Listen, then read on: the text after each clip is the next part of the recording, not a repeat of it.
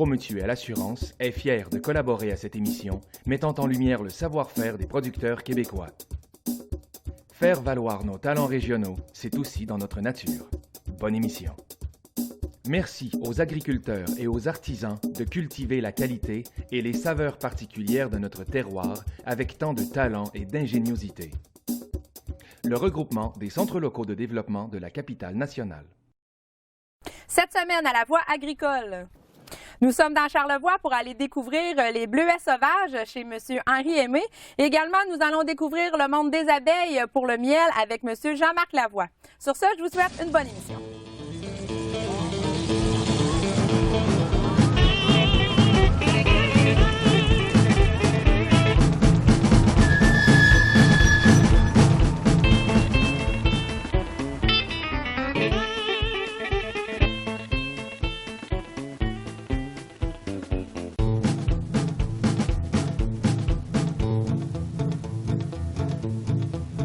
Donc, j'ai acquis juste une quinzaine de ruches au départ, puis tout l'équipement, l'extracteur, puis un petit peu d'équipement qui venait avec aussi, là, les hausses à miel principalement.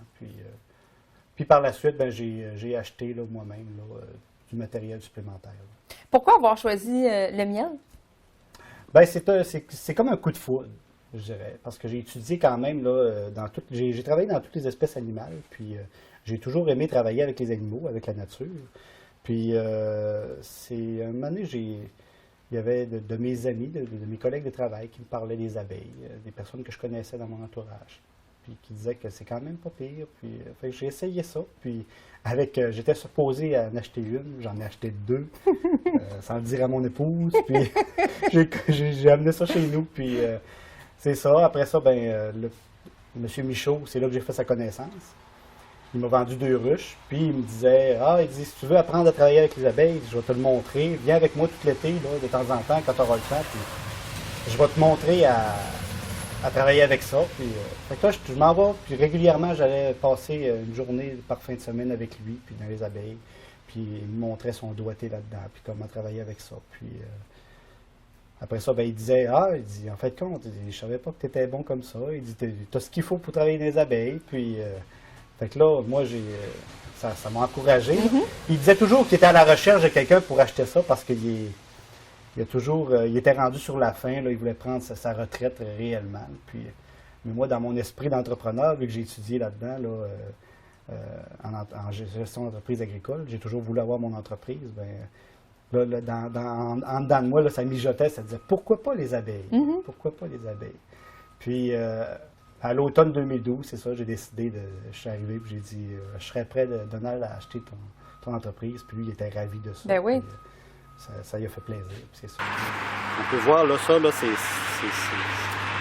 beau. C'est beau? Ah oui, c'est beau. La plus grande difficulté, je dirais, c'est pas évident, là. C'est de plusieurs difficultés réelles. Là. La plus grande, je ne sais pas. La température, ça aide pas pour la production de miel. C'est sûr que cet été, on a une belle saison. Là, le miel, ça rentre bien comparativement à l'année passée. L'année passée, là, ça a été désastreux. On n'a pas eu un bel été. La quantité de miel. Après ça, il y a toujours le fait aussi là, que ça demande beaucoup de transport, beaucoup de voyagement d'un endroit à l'autre. La gestion de ça, c'est quand même assez difficile parce que souvent, on place les ruches chez des producteurs en particulier. Puis après ça, admettons qu'on commence dans les bleuets de serre en début juin, après ça, il faut les déplacer, aller les rechercher, les changer d'endroit. Faut spotter les endroits où il y a une belle diversité florale, une belle quantité de fleurs, qui fait en sorte que la production va être bonne aussi. Donc, c'est pas évident. Trouver des ententes avec des producteurs aussi, laisser ça sur leur terrain. C'est ça. Puis aussi, non, je dirais que c'est les plus grandes difficultés. Quand on a beaucoup de ruches à faire là, dans une journée, puis qu'on veut essayer de la trouver, là, on n'a pas de temps à perdre à chercher la reine. Mais comment vous faites pour la marquer? Bien, on la saisit délicatement, puis je la marque avec un crayon spécial exprès pour ça, là, un crayon à base d'eau, pas à base d'huile. OK.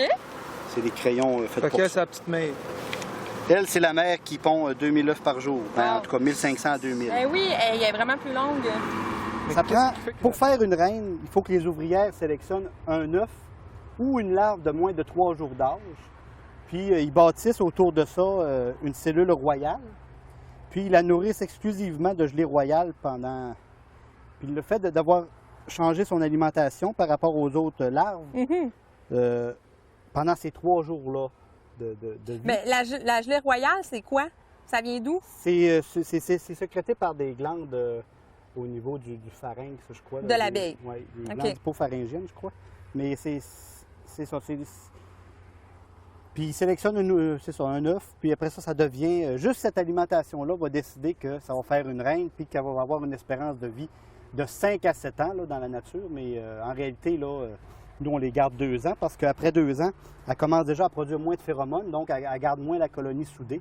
OK. Puis ils se mettent à essaimer.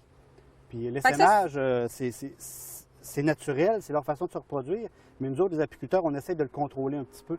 Parce que quand il y a la moitié de tes abeilles qui partent avec la vieille reine, puis que tu n'es pas capable de les récupérer, tu viens de perdre la moitié de tes travailleurs. Là.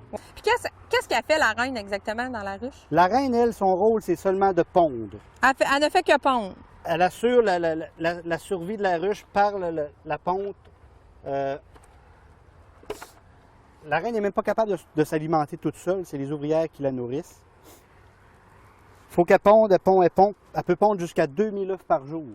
Oh, OK. En saison, c'est ça. Sauf l'automne, après l'automne, l'hiver, elle ne pond plus. Elle recommence à pondre à peu près dans le mois d'avril ici. OK. Si la reine, sa ponte devient déficiente, ça veut dire qu'elle pond moins bien, que c'est ça, qu'elle dégage moins de phéromones. C'est là, elle devient trop vieille, donc elle devient inutile. Les ouvrières décident de s'en débarrasser. Puis Ils la mettent à la porte? Ils la mettent soit à la porte, ou ils peuvent la tuer, ou... Ah ouais? La plupart du temps, ils la mettent à la porte, là, elle part avec un paquet d'abeilles. Puis, elle part avec sa gang? Ouais, elle va fonder une autre colonie ailleurs. Au soleil! Très gommant, c'est ça, de la résine. C'est pesant, ça? C'est pesant, hein? Ouais. Hey, ça n'a rien à voir avec le vide, là? Ouais. Les ouvrières, ils ont plusieurs... selon l'âge, ils ont un rôle différent à jouer. Au fur et à mesure qu'ils vieillissent, ils partent du stade nettoyeuse, puis ils finissent butineuses, pour mourir après ça à l'extérieur de la ruche. Les butineuses, c'est les plus vieilles, comme les gardiennes aussi, c'est les plus agressives. Ah. C'est celles-là qui piquent d'habitude, puis c'est ceux-là qui volent à l'extérieur. Donc, c'est pour ça que quand on travaille dans les ruches, d'habitude, on va travailler des journées qui fait super beau, qui fait super chaud aussi. C'est pour ça que c'est un travail que ça demande une grande tolérance à la chaleur.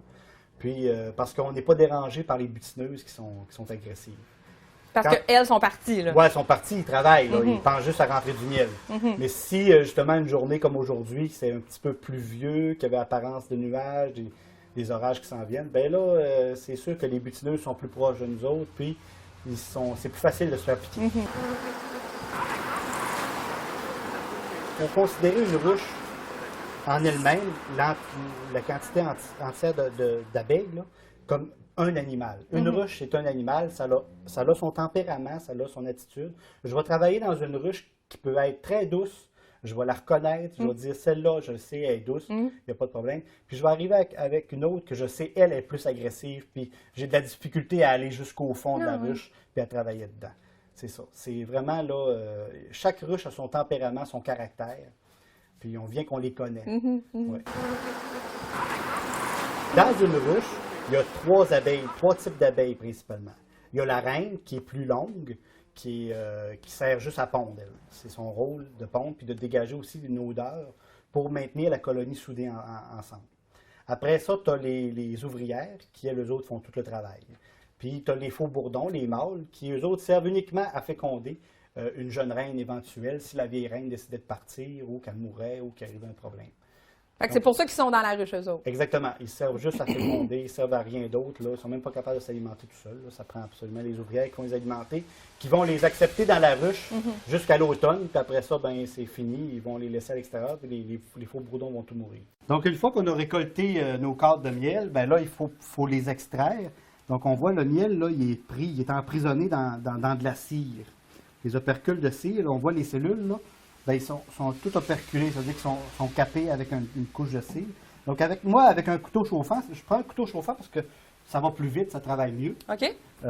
Mais on peut le faire à froid. Là. Il y a des purs et durs qui disent que le couteau chauffant, ben, ça pasteurise un peu le miel, mais c'est pour le peu de temps que ça reste en contact avec le peu de miel sur le dessus. Moi, je pense pas que ça a un gros impact. OK. Là, c'est avec ça qu'on fait les chandelles? Oui. À quelle fréquence on va recueillir le miel dans une ruche? Normalement, là, moi, je récolte le miel d'habitude 2 fois par année. Ça veut dire, la première récolte pour le miel de printemps, c'est toujours première semaine de juillet. Après ça, la récolte finale à l'automne, le miel d'été, c'est première semaine de septembre. Ça, on a récolté ça aujourd'hui, là. Là, c'est le produit. Pour ce qui est des producteurs de bleuets, aujourd'hui, là, on n'a plus à prouver ça. Là. C'est vraiment là, prouvé que pas d'abeilles, tu n'auras pratiquement pas de bleuets. C'est vraiment blanc ou noir là, en ce qui est des. Parce que l'abeille, c'est prouvé que pour ce qui est des fraises, des framboises, des bleuets, ça augmente la production, mais aussi ça améliore la qualité du fruit. Donc, c'est parce que le butinage est tout fait. C'est sûr que les bourdons sont plus efficaces au niveau du butinage, mais la population étant plus faible, puis le rayon d'action étant plus limité, les abeilles, par le nombre, sont plus efficaces. C'est certain. C'est avantageux aussi, très avantageux pour certains producteurs qui en sont pas conscients, là. Trop ici au Québec, mais peut-être dans des régions où il s'en fait le plus. Mais au niveau du canola, le canola, là, ça peut augmenter la production de canola de 40 à 70 là, facilement, là. Okay. Le nombre de graines là, par gousse. Là. Ensuite de ça, au niveau du sarrasin aussi, quelqu'un qui fait la sarrasin sous forme de céréales pour faire de la farine de sarrasin, c'est sûr que le butinage des abeilles, là, ça devient une priorité. Là. Puis tout ça, là, c'est ça qui va faire aussi que le miel, le goût va être différent d'une ruche à l'autre. Exactement. Dans la saison, le miel évolue en goût. Il change en goût, il change en texture, il change en couleur aussi. On peut aller d'un miel comme plus ambré au niveau du bleuet, puis plus goûteux, un goût plus floral au niveau du bleuet. Ça ne goûte pas le fruit de bleuet, ça goûte la fleur de bleuet vraiment. Puis après ça, on tombe avec du miel, dans le temps du miel de trèfle de Mélilo, un miel qui est blanc, qui est clair, qui goûte un goût léger, plus fin. Puis quand on tombe dans le sarrasin, qui est vraiment un miel très foncé, là, un miel très goûteux, fort. Mais ça dépend, il y a du miel pour tous les goûts. Comme en fin de saison, là, on entreprend le miel dans le mois d'août, le miel de verge d'or. La verge d'or qui donne un miel doré. Plus goûteux un peu, là, mais qui est quand même très bon, là, excellent. Là. C'est un de mes miels préférés. Le conseil, c'est de ne pas lâcher. C'est d'être persévérant. Puis d'aller au bout de ses rêves. Parce que on peut y aller, mais c'est sûr que c'est beaucoup de travail, puis on peut se décourager. Puis il y a des moments difficiles. Les périodes, des fois, c'est difficile d'avoir du financement. C'est difficile d'avoir de l'appui. Des fois, on se sent tout seul là-dedans. Mais quand on veut aller au bout de ses rêves, là, il suffit de travailler. C'est sûr que c'est beaucoup de travail, mais il ne faut pas lâcher. C'est vraiment là. Quand on aime ce qu'on fait, là, le fardeau est déjà moins pesant. Oui. C'est bon. Bien, merci beaucoup, M. Lavoie. Ça fait plaisir.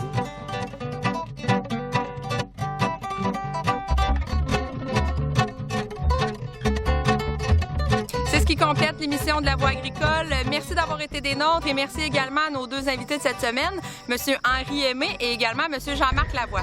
Évidemment, je vous invite à consommer nos produits, nos excellents produits de Charlevoix, les bleuets évidemment et aussi, il ne faut pas oublier nos rayons de miel et je fais une dégustation en direct. C'est bon, hein?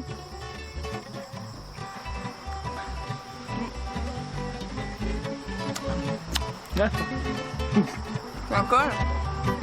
Faut pas avaler ta cire. Tu vas avaler ta cire? Non. Pas acheter. Va te faire une chandelle?